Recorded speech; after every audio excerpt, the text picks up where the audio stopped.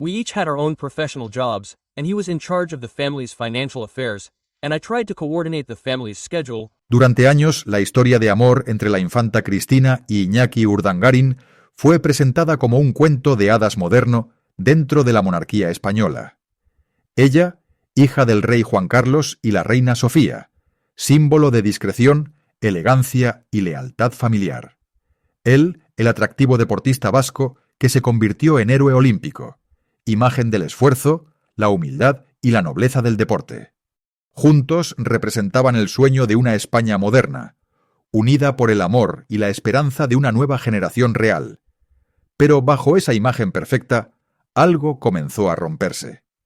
Los flashes de las cámaras que antes captaban sonrisas empezaron a captar silencios. Los gestos se enfriaron, las miradas se desviaron. Y poco a poco, aquel matrimonio que un día emocionó al país entero se transformó en el epicentro de uno de los escándalos más devastadores en la historia reciente de la Casa Real, el caso Noos. Todo comenzó con pequeñas sospechas, con nombres y cifras que aparecían en informes judiciales, con titulares que pasaron del glamour al juicio, de las portadas de Sociedad a los tribunales de Palma de Mallorca. Nadie podía creerlo. El yerno del rey, el hombre que había representado a España en los Juegos Olímpicos, acusado de corrupción, de desviar fondos públicos, de engañar al Estado. Y en medio de todo, ella, la infanta Cristina, luchando entre el amor y la lealtad, entre la familia y la reputación, entre la verdad y la traición. Una mujer que pasó de ser la hija ejemplar del rey a convertirse en símbolo del derrumbe moral de una institución que parecía intocable. Esta es la historia de cómo un amor real se transformó en un terremoto mediático, de cómo un matrimonio que empezó con aplausos terminó entre lágrimas y reproches. Una historia de poder, de silencio y de una caída que nadie vio venir. Porque detrás de cada escándalo hay algo más que titulares. Hay corazones rotos, decisiones imposibles y un amor que quizás nunca fue tan fuerte como parecía. Antes de convertirse en protagonista de uno de los capítulos más oscuros de la monarquía española, la infanta Cristina de Borbón creció en el corazón mismo del poder y la historia. Nació en 1965, en pleno franquismo, en una España que aún no había imaginado la democracia. Hija del entonces príncipe Juan Carlos y de la reina Sofía, su infancia estuvo marcada por el protocolo, los internados y la educación severa que caracterizaba a la Casa Real. Desde pequeña, Cristina destacó por su inteligencia y su sentido del deber. No tenía la elegancia natural de su hermana Elena, ni el carisma de su hermano Felipe, pero compensaba con determinación y discreción. En los pasillos del Palacio de la Zarzuela, todos la describían como una joven responsable, estudiosa, reservada y profundamente leal a su familia. Cuando llegó el momento de estudiar, Cristina decidió algo inusual para una princesa. Se formó en el extranjero. Estudió Ciencias Políticas en la Universidad Complutense de Madrid y luego hizo un máster en Relaciones Internacionales en Nueva York. En Estados Unidos descubrió un mundo distinto, más libre, más igualitario, donde podía pasar inadvertida y vivir sin el peso constante de ser la hija del rey. Allí conoció la independencia, el anonimato y la ilusión de un futuro más allá del trono. Por su parte, Iñaki Urdangarin provenía de un mundo completamente diferente. Nació en 1968 en Zumárraga, en el País Vasco, en el seno de una familia de clase media alta, católica y trabajadora. Su padre era empresario y su madre enfermera. Desde pequeño, Iñaki mostró un talento natural para el deporte, especialmente para el balonmano. Su disciplina, su carácter competitivo y su carisma lo llevaron a convertirse en una de las estrellas del equipo nacional español. Ganó medallas olímpicas, fue capitán del FC Barcelona y se convirtió en una figura admirada por su humildad y dedicación.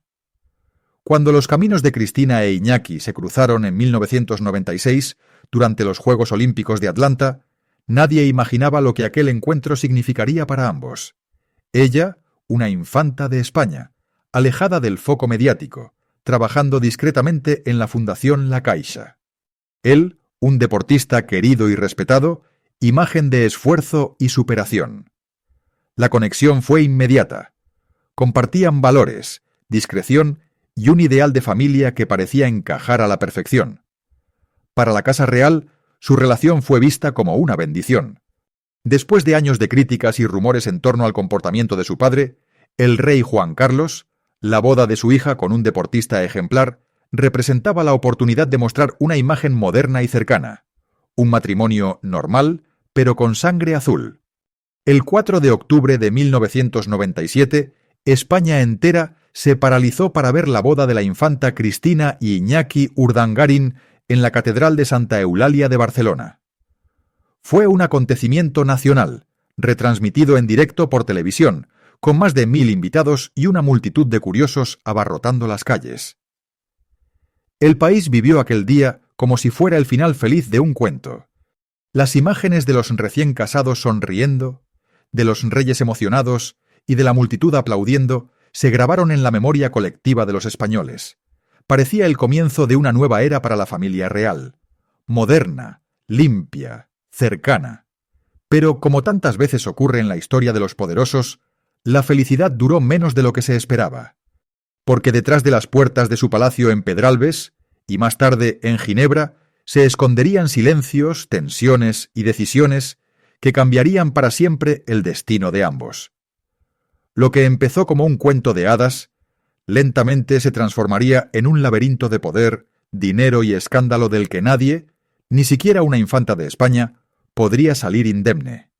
El primer encuentro entre Cristina de Borbón e Iñaki Urdangarin fue casi cinematográfico. Ocurrió durante los Juegos Olímpicos de Atlanta en 1996, cuando él era una de las grandes estrellas del balonmano español, y ella formaba parte del Comité Olímpico. En medio del bullicio deportivo, entre entrevistas y ceremonias, sus miradas se cruzaron. Fue un momento breve, casi casual, pero dejó una huella profunda. En aquellos días, Cristina representaba a una España moderna, preparada, culta. Nadie imaginaba que detrás de su sonrisa tímida se escondía una mujer que anhelaba una vida más simple, más humana, alejada del control del protocolo real. Iñaki, con su carácter cercano y su magnetismo natural, encajó justo en ese deseo. Él no se sintió intimidado por su título, ni ella lo vio como un simple deportista. Se encontraron en un punto medio, dos personas que, en medio del deber y la fama, buscaban autenticidad. Después de los Juegos, comenzaron a hablar con frecuencia. Llamadas, cartas, encuentros discretos. En la zarzuela, el rumor de un noviazgo real empezó a circular con cierta inquietud. No todos estaban encantados. Algunos asesores del rey consideraban a Iñaki demasiado normal, sin linaje aristocrático ni experiencia diplomática. Pero la reina Sofía, siempre prudente, vio en él algo diferente. Un hombre honesto, trabajador, que puede hacer feliz a Cristina. El amor creció lejos de los focos. Paseos por Barcelona, cenas con amigos, escapadas cortas a San Sebastián. Cristina descubrió la libertad de ser simplemente una mujer enamorada. Iñaki, por su parte, comenzó a conocer un mundo lleno de formalidades, títulos y normas, pero lo aceptó con naturalidad.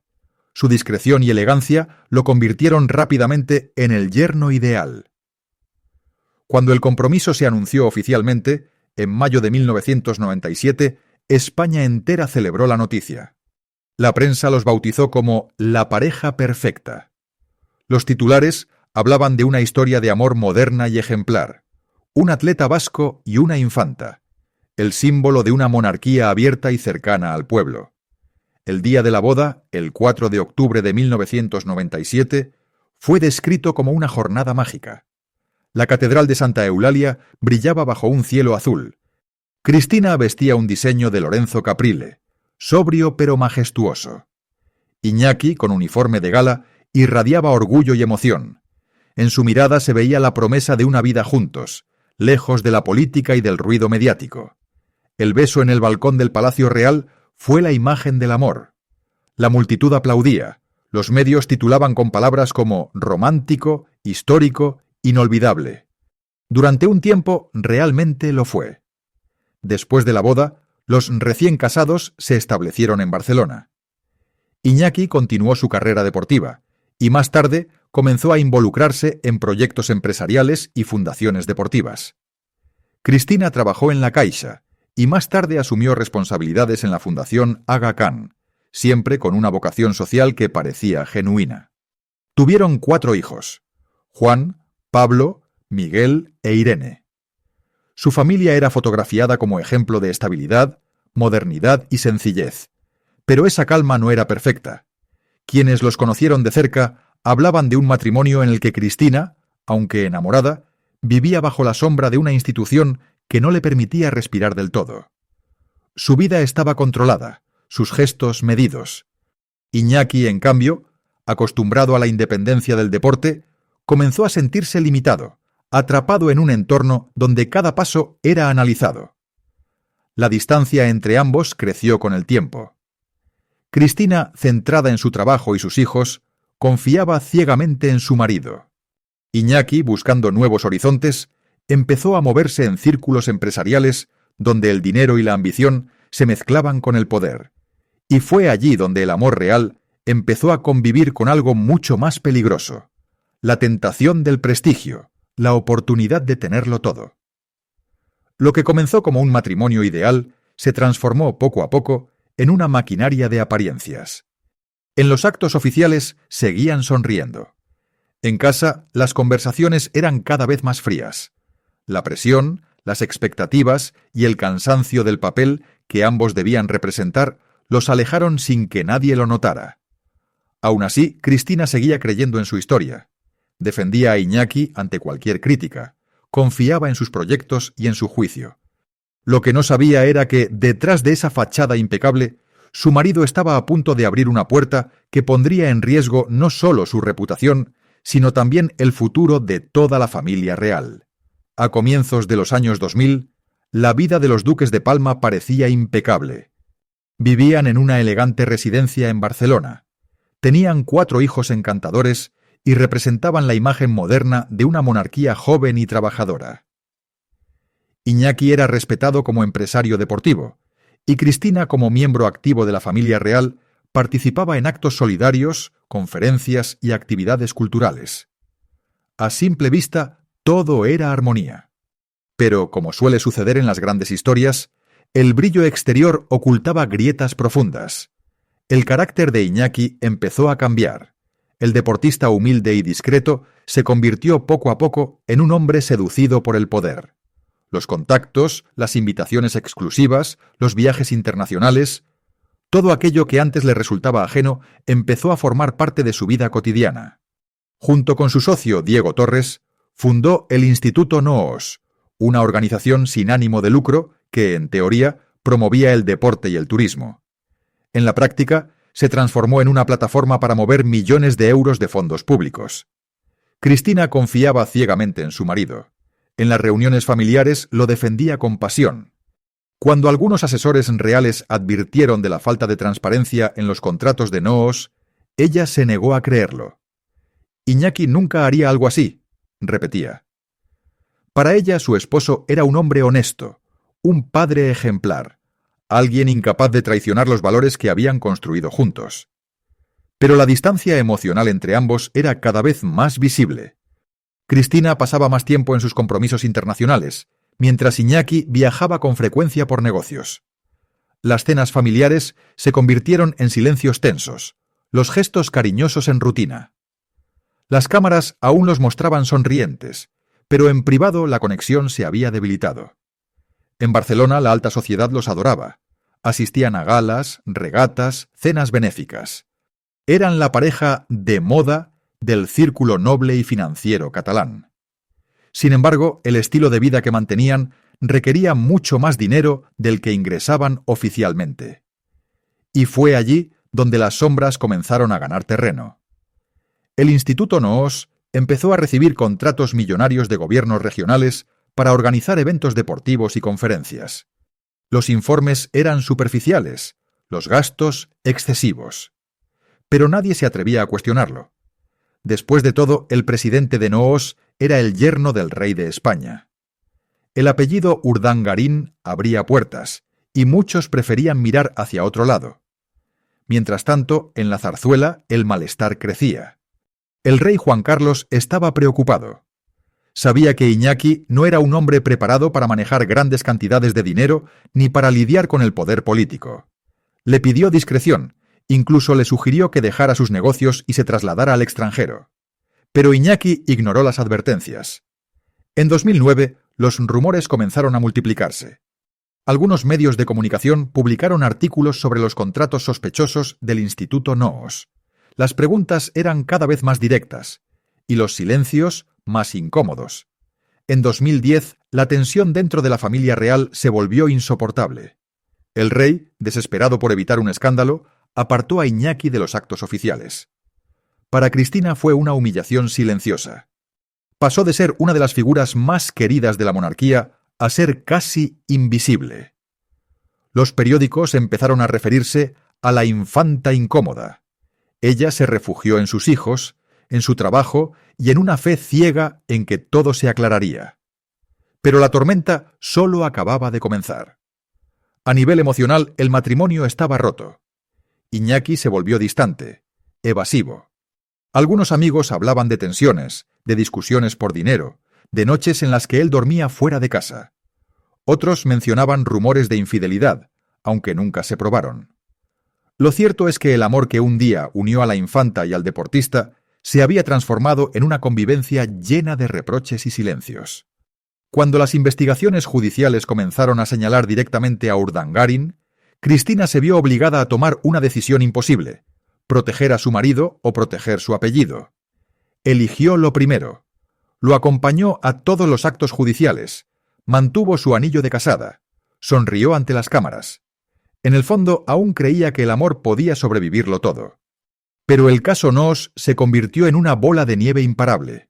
Los correos, los documentos, los testimonios, todo apuntaba a un fraude millonario. Las imágenes de Iñaki entrando a los juzgados de Palma de Mallorca, con el rostro serio y el gesto tenso, se convirtieron en símbolo de la caída de una familia que hasta entonces parecía intocable. Y mientras los españoles asistían atónitos al espectáculo judicial, la figura de la infanta Cristina se desmoronaba ante la opinión pública. La hija del rey, sentada en el banquillo de los acusados, era algo que nadie, ni siquiera en sus peores pesadillas, habría imaginado. El caso Noos no fue solo un proceso judicial, fue un terremoto que sacudió los cimientos de la monarquía española. A finales de 2011, la noticia estalló en todos los titulares. Iñaki Urdangarin, duque de Palma y yerno del rey Juan Carlos, estaba siendo investigado por corrupción, malversación de fondos públicos y fraude fiscal. En cuestión de días, el hombre que un día fue el orgullo del deporte español se convirtió en símbolo de la deshonra nacional. Los detalles eran demoledores. El Instituto Noos, la organización que Iñaki presidía junto a su socio Diego Torres, había recibido más de 6 millones de euros en contratos públicos de los gobiernos de Baleares, Valencia y Madrid para eventos que, en muchos casos, jamás se realizaron o fueron inflados con facturas falsas. Según los informes judiciales, gran parte de ese dinero terminó en empresas privadas controladas por Urdangarin y su entorno. La prensa no tardó en bautizarlo como el caso Noos, un escándalo que combinaba todos los ingredientes de una tragedia real: poder, dinero, traición y el colapso moral de una institución que siempre había exigido ejemplaridad. Los titulares se multiplicaban, las portadas mostraban su rostro, y la sociedad española, golpeada por la crisis económica, veía en él un símbolo de la corrupción de las élites. En medio de ese caos, la figura de la infanta Cristina quedó atrapada. Aunque no ocupaba un cargo en el instituto, figuraba como copropietaria de la sociedad Aizun S.L., a través de la cual se desviaron parte de los fondos. La justicia comenzó a investigar si ella había tenido conocimiento o participación activa en las operaciones de su marido. La presión mediática fue brutal. Los noticieros abrían con su nombre. Los programas de tertulia la diseccionaban sin piedad. Los ciudadanos pedían explicaciones a la Casa Real. En la calle se escuchaban gritos de «vergüenza» cuando la pareja aparecía en público. Para una monarquía que ya atravesaba momentos difíciles, aquello fue un golpe devastador. En diciembre de 2011, la Casa Real emitió un comunicado inédito. Apartaba oficialmente a Iñaki Urdangarin de todos los actos institucionales. Era la primera vez en la historia reciente de España que un miembro de la familia real era públicamente distanciado por comportamientos no ejemplares. En Palacio, el ambiente era de crisis total. El rey Juan Carlos intentaba proteger la institución a cualquier precio, mientras la reina Sofía sufría en silencio por su hija. A partir de entonces, la caída fue imparable. En 2013, el juez José Castro imputó formalmente a Iñaki y más tarde también a Cristina. Por primera vez en la historia, una infanta de España fue llamada a declarar como acusada. El país contuvo la respiración. La imagen de Cristina entrando al juzgado de Palma de Mallorca, vestida de negro, con el rostro sereno pero los ojos cansados, se convirtió en un símbolo de la caída de los Borbones. Durante el proceso judicial, los abogados de la infanta intentaron demostrar que ella no tenía conocimiento de las irregularidades financieras de su marido. Su defensa fue simple y poderosa. Confiaba plenamente en mi esposo. Y aunque muchos dudaron de esa inocencia, otros vieron en ella a una mujer atrapada entre el amor y la lealtad, víctima de una tormenta que no supo evitar. Iñaki, en cambio, se mostró desafiante. Intentó minimizar los hechos, se presentó como un empresario ingenuo, mal asesorado. Pero los correos electrónicos, las facturas y los testimonios de sus colaboradores lo hundieron cada vez más. Su tono cambió con el tiempo. Del orgullo pasó a la resignación. En 2016, el juicio se convirtió en un espectáculo mediático. Más de 600 horas de testimonios, cientos de páginas de documentos, decenas de comparecencias. España entera seguía cada detalle como si fuera una serie de televisión. En los bares, en las oficinas, en los hogares, todos hablaban de lo mismo. La infanta, el yerno del rey, el escándalo. En 2017 llegó la sentencia. Iñaki Urdangarin fue condenado a 6 años y 3 meses de prisión por malversación, prevaricación, fraude y blanqueo de capitales. La infanta Cristina fue absuelta, pero tuvo que pagar una multa de casi 300.000 euros por responsabilidad civil. Aunque legalmente quedó libre, moralmente su reputación había quedado destruida. La noticia de la condena cayó como una bomba. En Ginebra, donde vivía con sus hijos, Cristina se encerró en el silencio. En España, la imagen de Iñaki entrando en la cárcel de Brieva se convirtió en símbolo del fin de una era. La hija del rey con un marido preso. La monarquía más cuestionada que nunca. Y sin embargo, incluso en esos momentos, Cristina se mantuvo firme. No pidió el divorcio. Lo visitaba discretamente en prisión, enviaba cartas, cuidaba del vínculo familiar. Para muchos fue un gesto de amor inquebrantable, para otros una muestra de negación y dependencia emocional. El escándalo NOOS no solo cambió la vida de Cristina e Iñaki, sino que marcó un antes y un después en la historia de la monarquía española. Fue el principio del fin de la era Juan Carlos, el detonante de una crisis institucional que desembocó años más tarde en su abdicación. Y para ellos, como pareja, significó el comienzo de un largo proceso de distancia, culpa y reconstrucción. Después de la sentencia de 2017, nada volvió a ser igual. El hombre que un día había sido el yerno perfecto, el héroe olímpico admirado por España, se convirtió en un preso condenado por corrupción. Y la mujer que había nacido para representar la dignidad de la monarquía, la infanta Cristina, se vio reducida al papel más doloroso de su vida, el de esposa de un hombre caído. Cuando Iñaki Urdangarin ingresó en la cárcel de Brieva, en Ávila, en junio de 2018, lo hizo en silencio, sin escolta, sin cámaras, sin aplausos, solo con un pequeño maletín y la mirada perdida de quien lo ha perdido todo. En el exterior, las imágenes de su entrada circularon por todos los noticieros, el rostro serio, la espalda recta, la sombra de un pasado brillante. Fue el final simbólico de una historia que alguna vez había parecido perfecta. Cristina, mientras tanto, decidió alejarse de España. Se trasladó definitivamente a Ginebra con sus hijos, buscando privacidad y estabilidad. En Suiza intentó reconstruir una rutina lejos del foco mediático. Iba al trabajo caminando, hacía compras en supermercados locales, saludaba con discreción a los vecinos, pero su rostro siempre llevaba una expresión distante, como si cada sonrisa pesara más que la anterior. A pesar de todo, durante los primeros años de prisión de Iñaki, ella no rompió la relación. Lo visitaba en secreto, enviaba cartas y hablaba con él por teléfono. Los hijos también lo llamaban, aunque cada vez con más dificultad para entender lo que había pasado. En público, Cristina mantenía un perfil bajo. No daba entrevistas, no hacía declaraciones. Era una sombra de la mujer que un día representó la esperanza de una monarquía moderna. Mientras tanto, la familia real había trazado una línea clara. Cristina e Iñaki estaban fuera. El rey Felipe VI, que había sucedido a su padre en 2014, retiró a su hermana el título de Duquesa de Palma de Mallorca. Fue un gesto simbólico, pero devastador. Cristina aceptó la decisión sin protestar. En una breve declaración, dijo: «Su Majestad el Rey me ha comunicado su decisión, que acepto con absoluta lealtad». Era la confirmación pública de su aislamiento. Los años siguientes fueron una mezcla de silencio y resignación. Iñaki fue trasladado a una prisión más cercana a Vitoria, y después, con el tiempo, se le concedieron permisos laborales.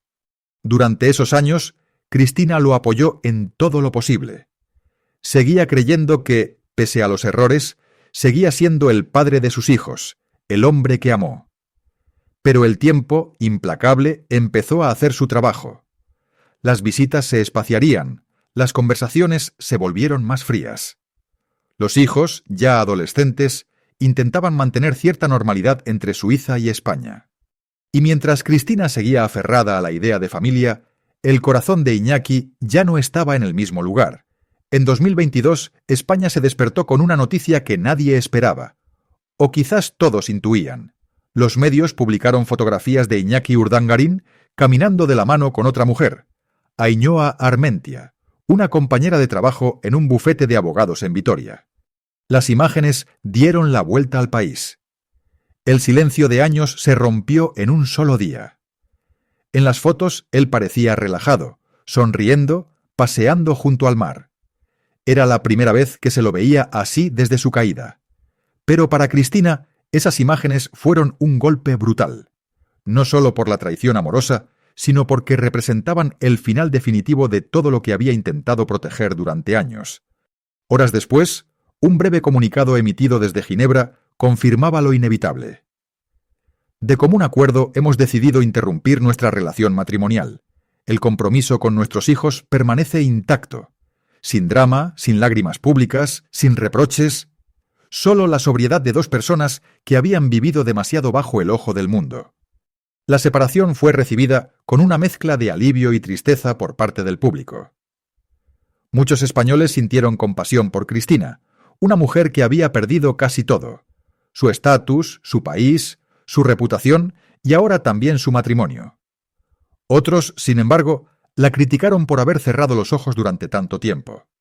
Pero más allá del juicio público, lo que quedó fue el retrato de una mujer que eligió amar hasta el límite, y de un hombre que, quizás sin quererlo, arrastró consigo no solo a su familia, sino a toda una institución. Hoy Iñaki vive en el País Vasco, en libertad condicional, intentando rehacer su vida lejos del ruido. Cristina sigue en Ginebra, dedicada a su trabajo en la Fundación Aga Khan, centrada en sus hijos y en recuperar una cierta paz. Ya no comparte apellido compuesto, ni título ni privilegios. Solo la memoria de una historia que comenzó como un sueño y terminó como una lección de vida y de poder. El amor entre la infanta Cristina e Iñaki Urdangarín comenzó como un cuento de hadas y terminó como una advertencia. Fue la historia de cómo dos mundos, la realeza y la vida común, se cruzaron con la esperanza de encontrar equilibrio, y de cómo el poder, la ambición y el silencio destruyeron aquello que alguna vez fue sincero. Hoy, cuando el polvo del escándalo se ha asentado, lo que queda no es solo el recuerdo del juicio o de las portadas, sino la imagen de dos seres humanos enfrentados a sus propias decisiones, Iñaki, el deportista convertido en símbolo de corrupción, intenta vivir con la culpa y el peso de haber traicionado la confianza no solo de su país, sino de su familia. Cristina, la infanta que desafió el protocolo por amor, carga con la herida de haber perdido la fe en quien más defendió. La monarquía española nunca volvió a ser la misma. El caso Noos marcó el principio de una nueva era, más transparente, más controlada, más consciente de que el privilegio sin responsabilidad puede destruir incluso lo más sagrado. Felipe VI, el hermano de Cristina, tuvo que reconstruir una institución dañada, mientras su hermana quedaba fuera del relato oficial, como una página que se decide pasar sin volver a leer. Pero detrás de los símbolos y los titulares hay una verdad más íntima, la del amor que no supo sobrevivir al poder. Cristina e Iñaki representaron durante años la esperanza de que una princesa podía ser feliz con un hombre sencillo, de que la realeza podía convivir con la normalidad, y quizás en algún momento lo fueron. Pero la realidad, con su peso de responsabilidades, secretos y tentaciones, terminó por romper la magia. Hoy, más de 2 décadas después de aquella boda que hizo soñar a España, los protagonistas viven caminos separados. Él, en el norte, intentando ser un hombre anónimo. Ella, en Ginebra, trabajando con la misma discreción que la caracterizó desde niña. No hay odio público ni reconciliación posible, solo la aceptación de que el amor, incluso el real, puede tener fecha de caducidad. Su historia es recordada no solo por lo que destruyó, sino por lo que reveló, que ni las coronas ni las medallas protegen del error humano, que la lealtad puede ser virtud y condena al mismo tiempo, y que a veces amar demasiado también puede ser una forma de perderse. Así termina la historia de la infanta Cristina y de Iñaki Urdangarín, una lección sobre el precio del silencio, la fragilidad del poder y la inevitable verdad de que, incluso entre los reyes, el amor no siempre vence.